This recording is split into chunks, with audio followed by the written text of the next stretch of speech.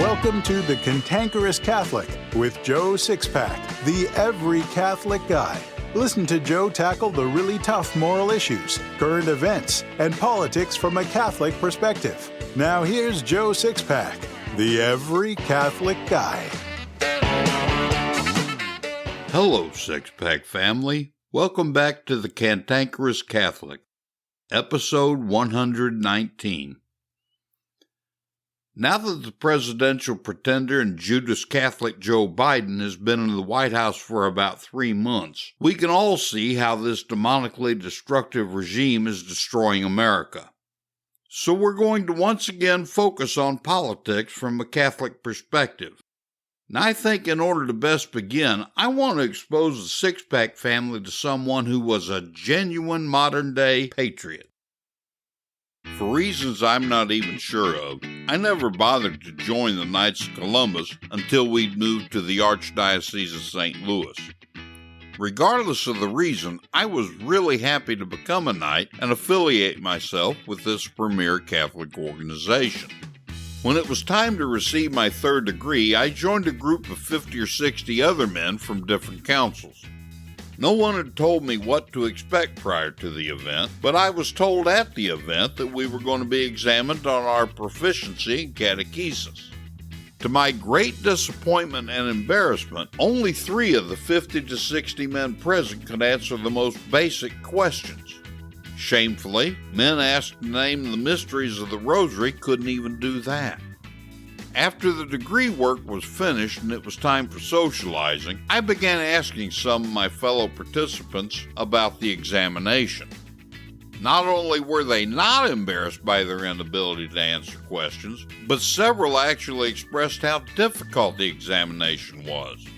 They believed the questions they were asked were advanced.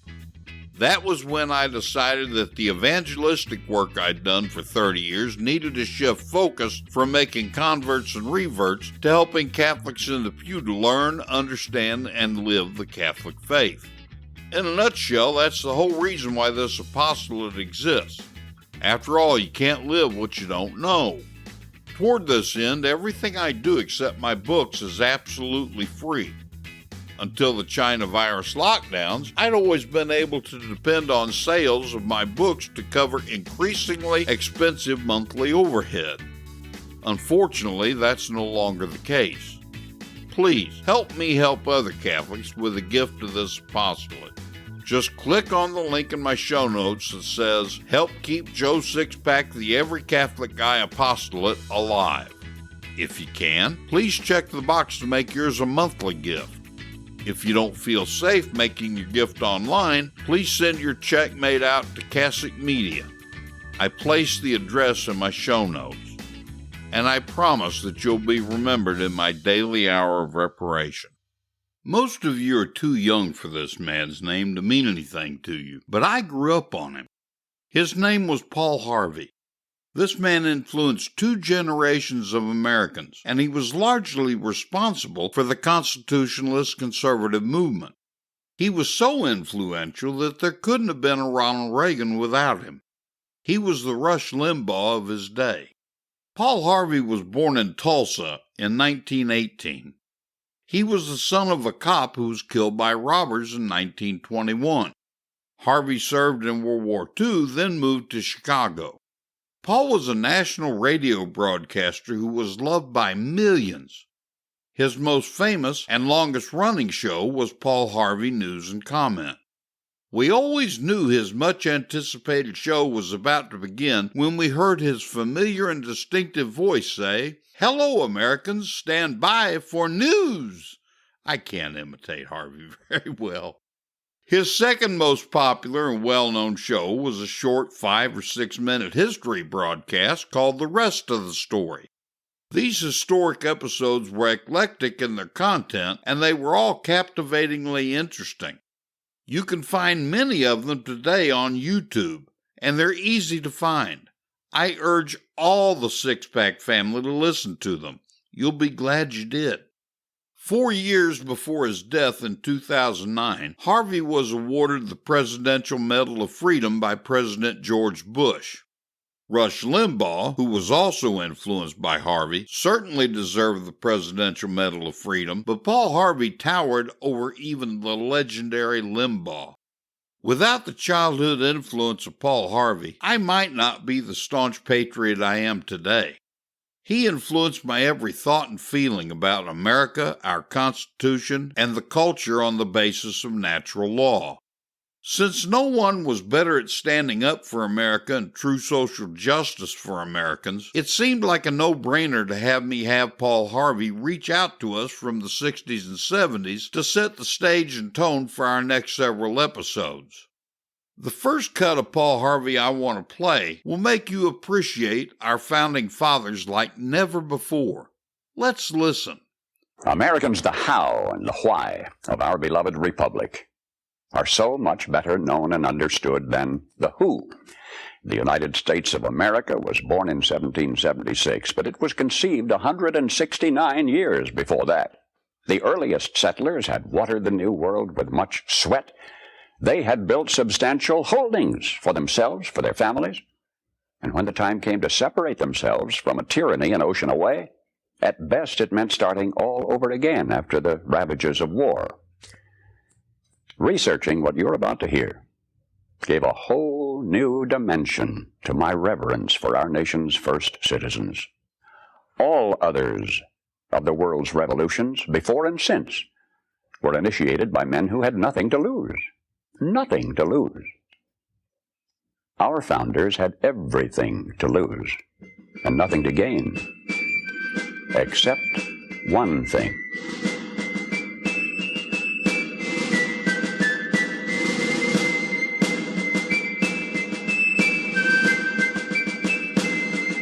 Hello, Americans. I'm Paul Harvey.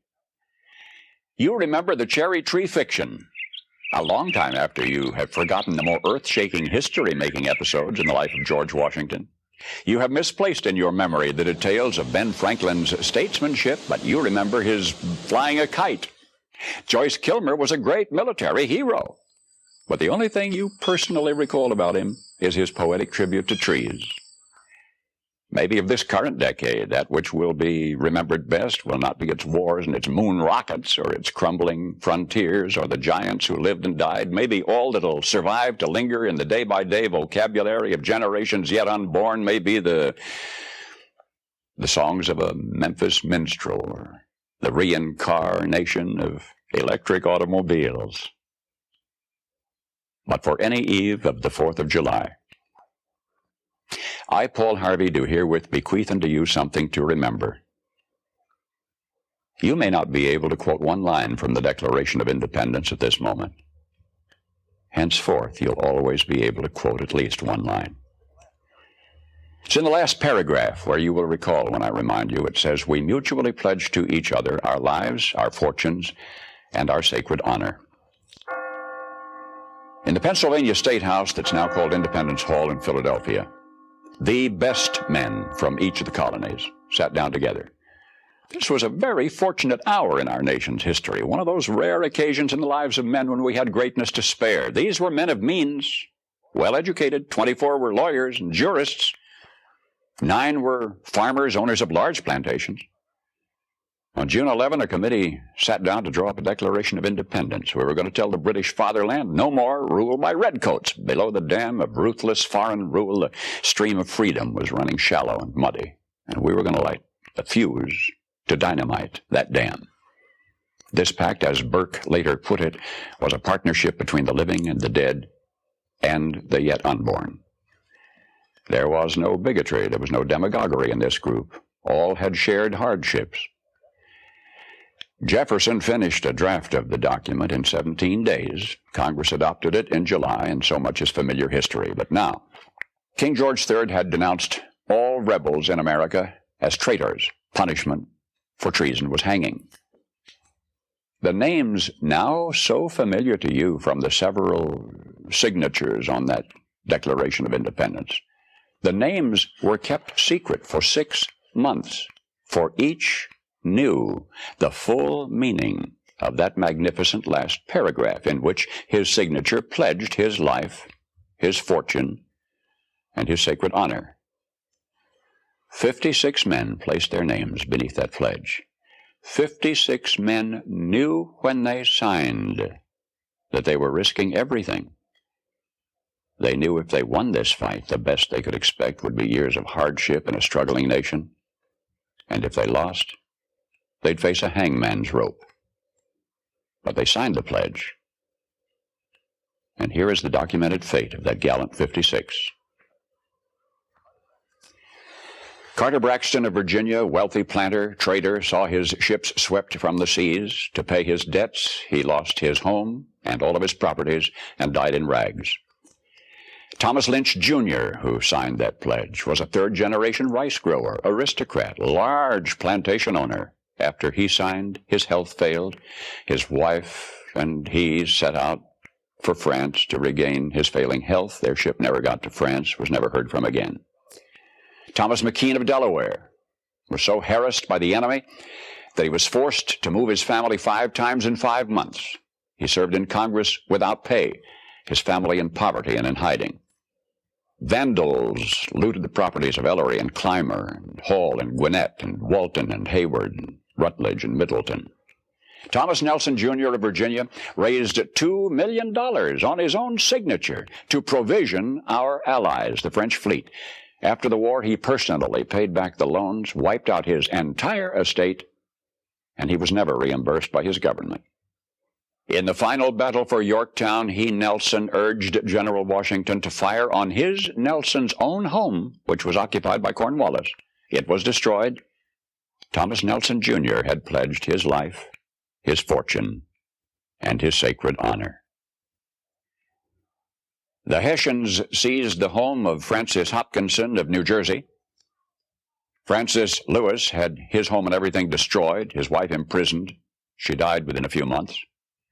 Richard Stockton, who signed that declaration, was captured, mistreated, his health broken to the extent that he died at 51. His estate was pillaged. Thomas Hayward, Jr. was captured when Charleston fell. John Hart was driven from his wife's bedside while she was dying. Their 13 children fled in all directions for their lives. His fields and grist mill were laid waste. For more than a year he lived in forests and caves and returned home after the war to find his wife dead, his children gone, his properties gone, and he died a few weeks later of exhaustion and a broken heart. Lewis Morris saw his land destroyed, his family scattered.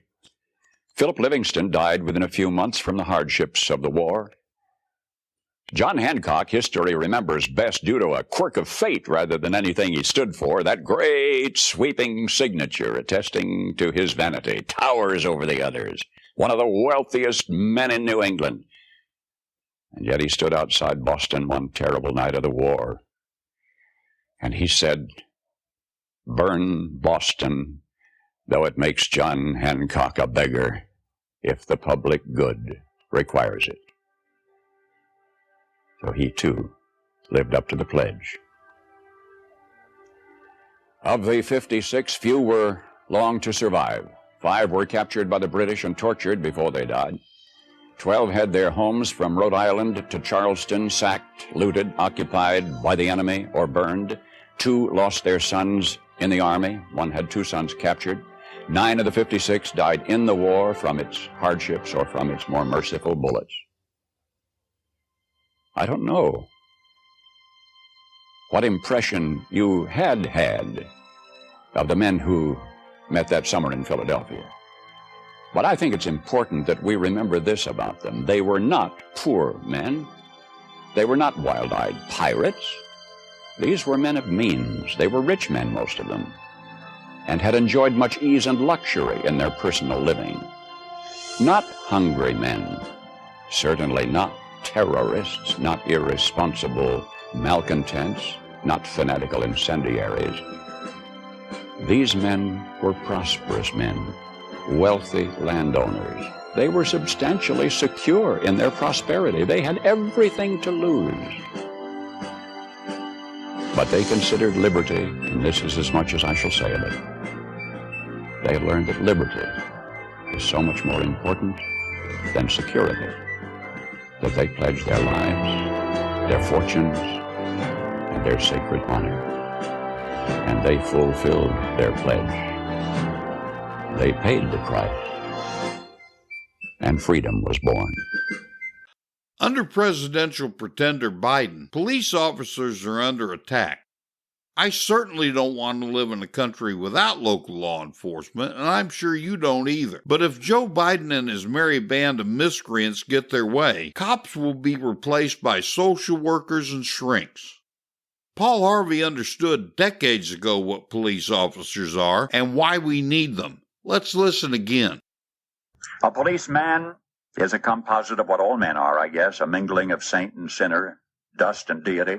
Called statistics, wave the fan over stinkers, underscore instances of dishonesty and brutality because they are news. What that really means is that they are exceptional, they are unusual, they are not commonplace. Buried under the froth is the fact, and the fact is that less than 0.5% of policemen misfit that uniform, and that is a better average than you'd find among clergymen. What is a policeman? He of all men is at once the most needed and the most wanted, a strangely nameless creature who is sir to his face and pig or worse behind his back. He must be such a diplomat that he can settle differences between individuals so that each will think he won, but if a policeman is neat, he's conceited. If he's careless, he's a bum. If he's pleasant, he's a flirt. If he's not, he's a grouch. He must make instant decisions which would require months for a lawyer, but if he hurries, he's careless. If he's deliberate, he's lazy. He must be first to an accident, infallible with a diagnosis. He must be able to start breathing, stop bleeding, tie splints, and above all, be sure the victim goes home without a limp or expect to be sued. The police officer must know every gun, draw on the run, and hit where it doesn't hurt. He must be able to whip two men twice his size and half his age without damaging his uniform and without being brutal. If you hit him, he's a coward. If he hits you, he's a bully. A policeman must know everything and not tell. He must know where all of the sin is and not partake. The policeman from a single human hair must be able to describe the crime, the weapon, the criminal, and tell you where the criminal is hiding. But if he catches the criminal, he's lucky. If he doesn't, he's a dunce. If he gets promoted, he has political pull. If he doesn't, he's a dullard. The policeman must chase bum leads to a dead end, stake out 10 nights to tag one witness who saw it happen but refuses to remember. He runs files and writes reports until his eyes ache to build a case against some felon who will get dealed out by a shameless Seamus or an honorable who isn't honorable. The policeman must be a minister, a social worker, a diplomat, a tough guy, and a gentleman. And of course he'll have to be a genius because he'll have to feed a family on a policeman's salary. Under President Trump, our military became the strongest of any nation's national defense in the history of the world. And because of that, there was less need of their skills than at any other time in history. But the Biden regime hates our military and is trying to destroy it from within by turning it into a panty-waist social experiment that's being held in contempt and without fear by our enemies. The political left has a fantasy idea of what the American fighting man is, but Paul Harvey understood them perfectly. Let's listen. And on the 8th day, God looked down on his planned paradise and said, I need a protector. So God made a service member. God said, I need somebody willing to get up before dawn, hump-pack, work all day performing duties, hump-pack again, eat chow, then go to foreign lands and stay through countless holidays, birthdays, weddings, graduations, and funerals. So God made a service member. God said, I need somebody willing to sit up all night with a wounded brother or sister and watch them die. Then dry their eyes and say, I need to stay focused. I need somebody who can put aside their own needs, give the ultimate sacrifice when duty calls, who can go a solid week without sleep and eat only once a day, who during wartime and heated battle will selfishly fight countless hours for their country's freedom, and then, painting from battle fatigue, do it all over again. So God made a service member. God said, I need somebody strong enough to watch their fellow service member fall, but yet gentle enough to share what little rations they have with victims of war, who will put aside their own safety for however long it takes to get civilians out of harm's way. So God made a service member. It had to be somebody strong, stable, and fierce, and when it came to their duty would not sway. Somebody to sweat, hunger, not sleep, ignore pain, and fight and pay, and hold emotions, and stand proud, and take a bullet for their country. Somebody who could bond a family together with the soft, strong bonds of sharing, who would laugh and then sigh and then reply with smiling eyes when their son or daughter says, that he or she wants to serve their country just like Mom or Dad did. So God made a service member. For many decades, the American farmer suffered under foolish politicians of both parties, feckless elected officials who never produced anything. Yet they seem to think they know more about farming than farmers do, although these hard-working American farmers occupy less than 5% of the world's landmass and have been feeding 60% of the globe's population for 70 years. The suffering of the American farmer began coming to an end under President Donald Trump, but the communist traitors known as the Biden administration want to reverse the Trump policies to the point that the American farmer will be worse off than before, all of them being reduced to slavery. Paul Harvey understood American farmers, and he appreciated them. He believed in American farmers so much that he saw them as a direct creation of God. Let's listen. And on the 8th day, God looked down on his planned paradise and said, I need a caretaker. So God made a farmer. God said, I need somebody willing to get up before dawn, milk cows, work all day in the fields, milk cows again, eat supper, then go to town and stay past midnight at a meeting of the school board. So God made a farmer. I need somebody with arms strong enough to wrestle a calf and yet gentle enough to deliver his own grandchild. Somebody to call hogs, tame cantankerous machinery, come home hungry, have to wait lunch until his wife's done feeding visiting ladies, then tell the ladies to be sure and come back real soon, and mean it. So God made a farmer. God said, I need somebody willing to sit up all night with a newborn colt and watch it die, then dry his eyes and say maybe next year. I need somebody who can shape an axe handle from a persimmon sprout, shoe a horse with a hunk of car tire, who can make harness out of hay wire, feed sacks, and shoe scraps, who planting time and harvest season will finish his 40-hour week by Tuesday noon, and then painin' from tractor back put in another 72 hours. So God made a farmer. God had to have somebody willing to ride the ruts at double speed to get the hay in ahead of the rain clouds and yet stop in midfield and race to help when he sees the first smoke from a neighbor's place. So God made a farmer. God said, I need somebody strong enough to clear trees and heave bales, yet gentle enough to yean lambs and wean pigs and tend the pink-combed pullets who will stop his mower for an hour to splint the broken leg of a meadowlark. It had to be somebody who'd plow deep and straight and not cut corners, somebody to seed, weed, feed, breed, and rake and disc and plow and plant and tie the fleece and strain the milk and replenish the self-feeder and finish a hard week's work with a 5-mile drive to church. Somebody who'd bail a family together with the soft, strong bonds of sharing, who would laugh and then sigh and then reply with smiling eyes when his son says that he wants to spend his life doing what Dad does. So God made a farmer. There are actually 2 or 3 other cuts of Paul Harvey I want to play, but that would make this episode overly long. No doubt I'll play them sometime in the future, especially the one on taxation and socialism. For now, I'm going to restrict myself to simply one more. It's one from 1965 that all of America should have paid very close attention to then, but we didn't. It's called If I Were the Devil. If I were the devil, if I were the prince of darkness, I'd want to engulf the whole world in darkness. And I'd have 1/3 of its real estate and 4/5 of its population, but I wouldn't be happy until I had seized the ripest apple on the tree.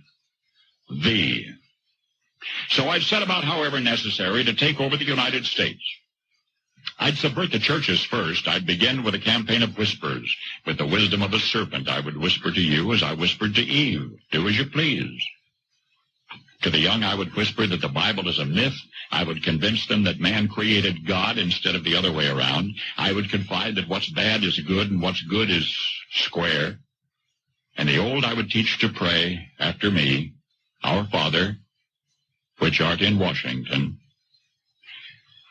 And then I'd get organized. I'd educate authors in how to make lurid literature exciting so that anything else would appear dull and uninteresting. I'd threaten TV with dirtier movies and vice versa. I'd peddle narcotics to whom I could. I'd sell alcohol to ladies and gentlemen of distinction. I'd tranquilize the rest with pills. If I were the devil, I'd soon have families at war with themselves, churches at war with themselves, and nations at war with themselves, until each in its turn was consumed. And with promises of higher ratings, I'd have mesmerizing media fanning the flames. If I were the devil, I would encourage schools to refine young intellects, but neglect to discipline emotions. Just let those run wild. Until before you knew it, you'd have to have drug-sniffing dogs and metal detectors at every schoolhouse door. Within a decade, I'd have prisons overflowing. I'd have judges promoting pornography. Soon I could evict God from the courthouse, then from the schoolhouse, and then from the houses of Congress. And in his own churches, I would substitute psychology for religion and deify science. I would lure priests and pastors into misusing boys and girls and church money. If I were the devil, I'd make the symbol of Easter an egg and the symbol of Christmas a bottle. If I were the devil, I'd take from those who have and give to those who wanted until I had killed the incentive of the ambitious. And what'll you bet? I couldn't get whole states to promote gambling as the way to get rich. I would caution against extremes in hard work, in patriotism, in moral conduct. I would convince the young that marriage is old-fashioned, that swinging is more fun, that what you see on TV is the way to be. And thus I could undress you in public, and I could lure you into bed with diseases for which there is no cure. In other words, if I were the devil, I'd just keep right on doing what he's doing. Paul Harvey was a great American patriot. He wasn't a Catholic, but he appreciated Orthodox Catholic moral teaching. He knew that authentic Catholic morality was without question the best for the individual and for our country. The other day I had a young person tell me he didn't know who John Wayne was. John Wayne was a great patriot, but his claim to fame was movies. I thought that if this young man didn't know who the Duke was, he certainly wouldn't have any idea who Paul Harvey was. So I wanted to make sure you knew who Paul Harvey was. By introducing you to him in this episode, I've also set the tone for the next several episodes. I'm going after Biden and his leftist lunatics with a passion. You really won't want to miss it. Joe Sixpack, the Every Catholic Guy, wants to make sure you're informed about all the Catholic news you need to know. Here's Joe Sixpack's top 5 Catholic news picks for this episode. Catholic news pick number 5. Hats off to the Daily Wire. TV host Tucker Carlson called out the Department of Defense for placing too much priority on worrying about gender and diversity in the armed forces while China asserts its dominance. Carlson had taken issue with new uniforms designed for women who were 7 to 9 months pregnant. The Pentagon responded by accusing Carlson of using his show to denigrate the contributions of women in the military. What morons. No. You can read the whole story by clicking the link in my show notes. Catholic news pick number 4. Hats off to Catholic News Agency. The Congregation for the Doctrine of the Faith clarified that the Catholic Church cannot give a blessing to unions of persons of the same sex because God cannot bless sin. The CDF stated that it is not licit to impart a blessing on relationships or partnerships, even stable, that involve sexual activity outside of marriage, as is the case of unions between persons of the same sex. The ruling was approved for publication by Pope Francis.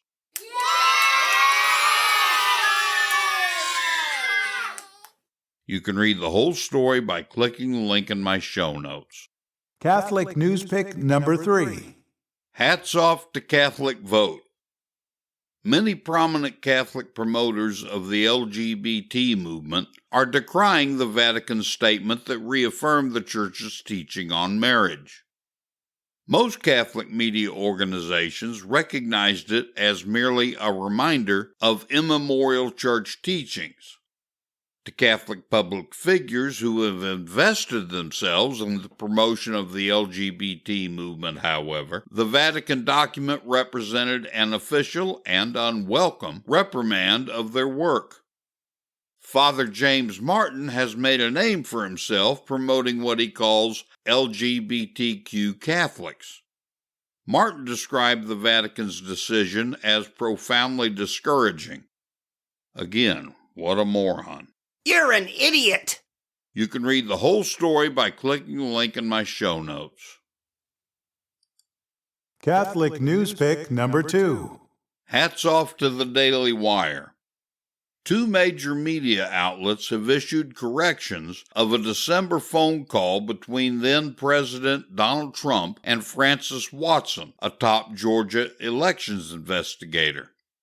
The Washington Post and CNN reported that Trump urged Watson to find the fraud and that she would be a national hero.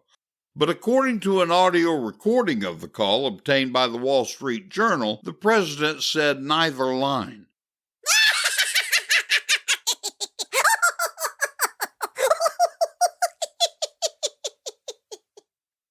You can read the whole story by clicking the link in my show notes. Catholic News Pick number 1. Hats off to the Washington Examiner. President Biden is working on a proposal that would be the most significant tax increase in 30 years. Under the plan, corporate taxes would increase from 21% to 28%. There would be additional taxes for those earning more than $400,000 annually. This will destroy the economy. What? You can read the whole story by clicking the link in my show notes.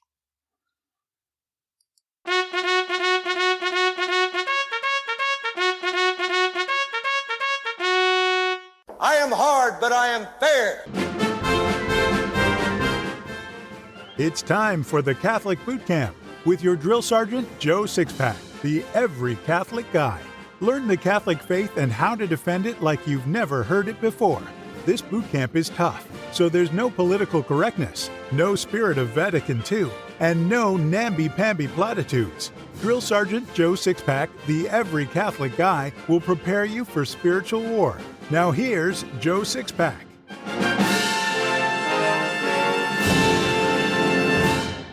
Our opening story may be a little bit politically incorrect. Not that a lack of political correctness has ever stopped me or even really mattered to me, but it's a wonderful story to highlight the topic of this week's Catholic Boot Camp. Back in the days when Canada was being settled like the American frontier, a Catholic Indian made his confession to the Jesuit missionary who ministered to the tribe. They called him Black Robes. The Indian, named John Baptist at his baptism, accused himself of stealing $2 from a wealthy man who had no religion. The priest told John he'd have to make restitution, so John set out immediately to return the money. John approached the rich man at his home. He said, "Me rob you. Black Robe tell me give back money." "What money?" asked the rich man. $2 me stole from you. John Baptist, bad man." "All right, don't steal again, John. Good day." "Good day, not enough. Me want other thing." "What else do you want?" "Me want what you call, receipt."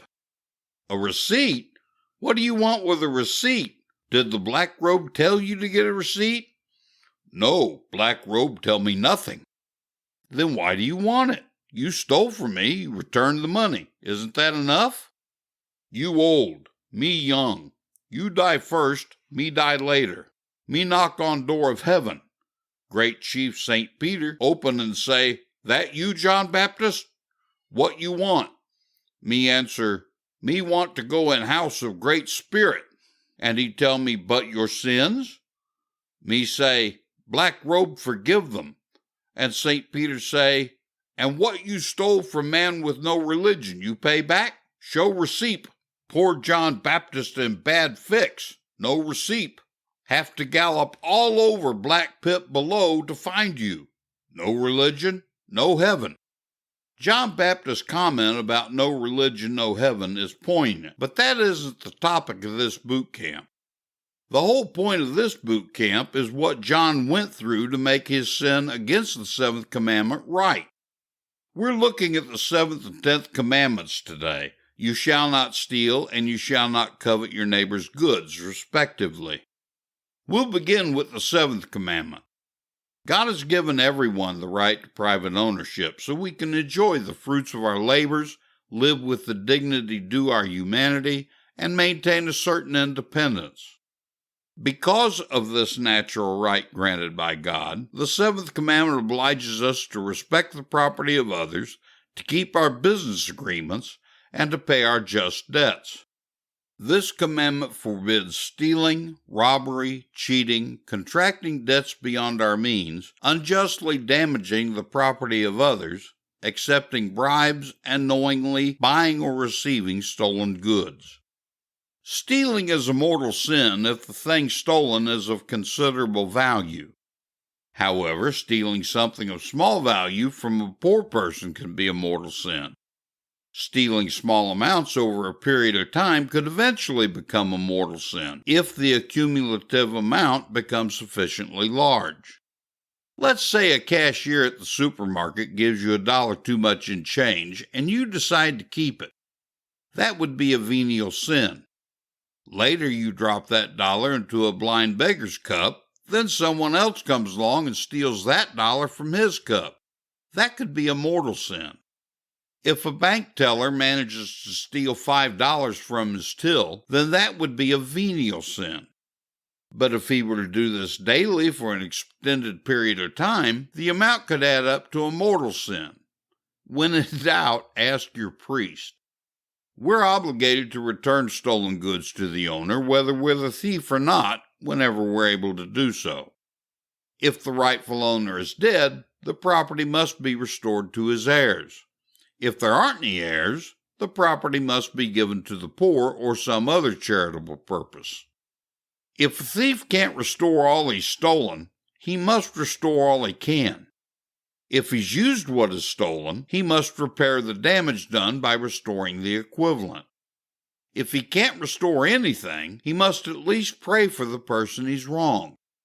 If poverty or some other circumstance prevents the thief from making restitution immediately, he must resolve to do so as soon as possible, and he must make an effort to fulfill that resolution. Restitution may be made secretly without letting the owner know restitution is being made. For instance, a money order can be sent with an alias, or a priest, who is pledged to secrecy, may be entrusted with the property to be restored. If we discover that something we purchased is stolen, we may not keep it. It must be returned to the rightful owner. It's also wrong to ask the owner to reimburse us for the money we spent on the stolen item. The only person we can demand payment from is the person who sold it to us. Then there's finders, keepers, losers, weepers.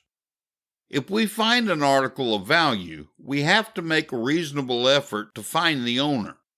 The more valuable the item, the greater our obligation to locate the owner.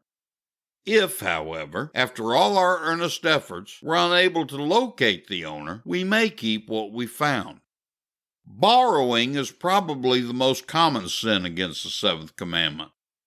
It's sinful to keep whatever we've borrowed beyond the length of time established or agreed upon with the owner.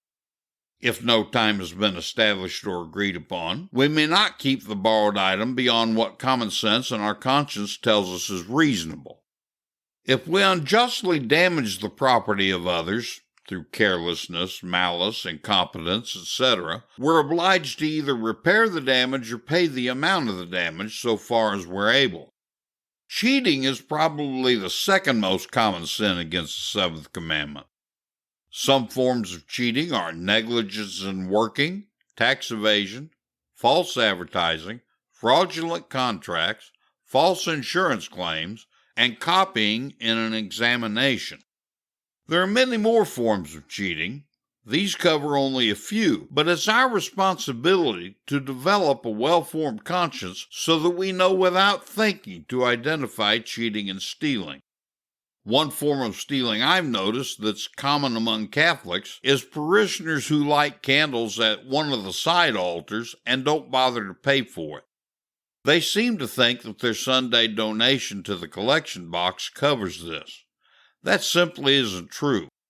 If the pastor has a collection box for candle money, then it's stealing not to pay for the candle you light. We should try to throw in a couple of extra bucks for people who want to light a candle but can't afford it, which is a good practice if you have poor people in your parish. Next week, we'll finish our examination of the 7th and 10th commandments. The Catholic Church is 2,000 years old. A lot of wisdom is gained over 2 millennia. Each week, we'll share some of that wisdom with a Catholic quote. So here's this week's Catholic quote. This week's Catholic quote is from St. Maria Goretti. She said, "He loves, he hopes, he waits." Our Lord prefers to wait himself for the sinner for years rather than keep us waiting an instant. I believe a really great way to teach the faith is through stories, parables, and anecdotes. So here's today's story.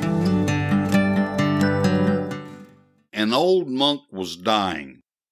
As was customary in monasteries, the dying priest's fellow religious came to his bedside to pray for him in his final agony. They heard him whispering the word, "book."